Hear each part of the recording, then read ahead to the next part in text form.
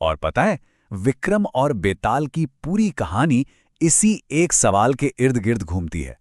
सोच कर देखिए, एक ऐसी सिचुएशन जहां बोलना भी मुसीबत और चुप रहना भी। चलिए इस दिलचस्प दुविधा को जरा और समझते हैं। अब इस कहानी का जो सेटअप है वो बड़ा ही अनोखा है।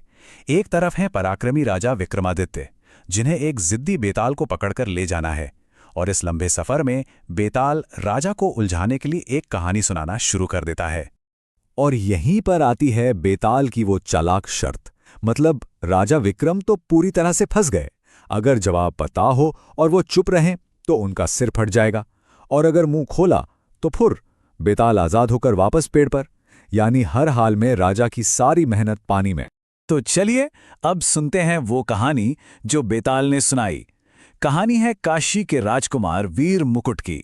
एक दिन यूं ही घूम रहे थे कि उनकी नज़र एक बेहद सुंदर राजकुमारी पर पड़ी, और बस पहली ही नज़र में वो अपना दिल हार बैठे। लेकिन दिक्कत ये थी कि राजकुमारी तो वहां से चली गई। तो अब सवाल ये उठता है कि आखिर वो बिना एक लफ्ज कहे इतनी भीड़ में राजकुमार तक अपना पता, अपनी पहचान कैसे पहुंचाएगी। और बस यहीं से शुरू होता है इशारों का एक बड़ा ही मजेदार खेल। राजकुमार तो बेचारे निराश हो गए, लेकिन उनका एक दोस्त था, बड़ा ही समझदार। उसने कहा, रुको, वो इशारों में सब कुछ बता कर गई है। पहला इशारा, कान से कमल का फूल निकालना, इसका मतलब वो कर्नाटक की रहने वाली है। अगला इशारा तो और भी कमाल का था। राजकुमारी ने फूल को दांतों से काटा। अब दोस्त ने इसका मतलब ये निकाला कि उसके पिता का नाम है राजा दंतवाट, क्योंकि दंत का मतलब दांत। देखा कितना स्मार्ट। फिर आया तीसरा इशारा। उसने कमल को अपने पैर के नीचे दबाया। तो दोस्त ने जोड़ा पद्म यानी कमल और पाद यानी पैर, दोनों को मिलाकर नाम क्या बना? पद्मावती।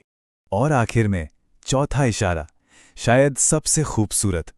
उसने उस कमल को अपने सीने से, अपने दिल से लगाया। मतलब साफ था कि राजकुमार भी उसके दिल में बस चुके हैं। क्या खूब तरीका था, है ना?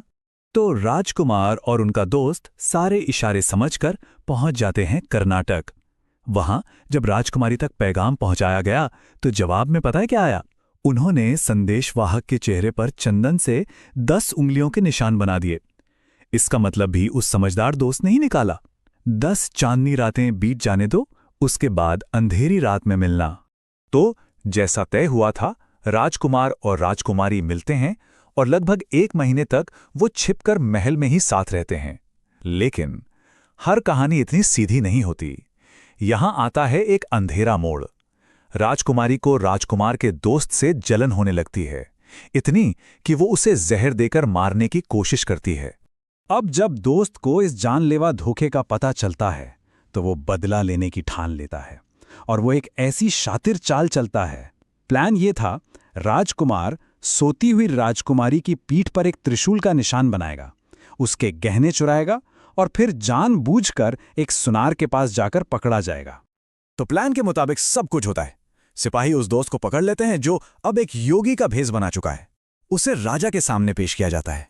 योगी बना दोस्त राजा को बताता है कि उसने एक स्त्री पर मंत्र सिद्ध करते हुए उसकी पीठ पर त्रिशूल का निशान बना दिया है, और ऐसी स्त्री समाज के लिए खतरा होती है।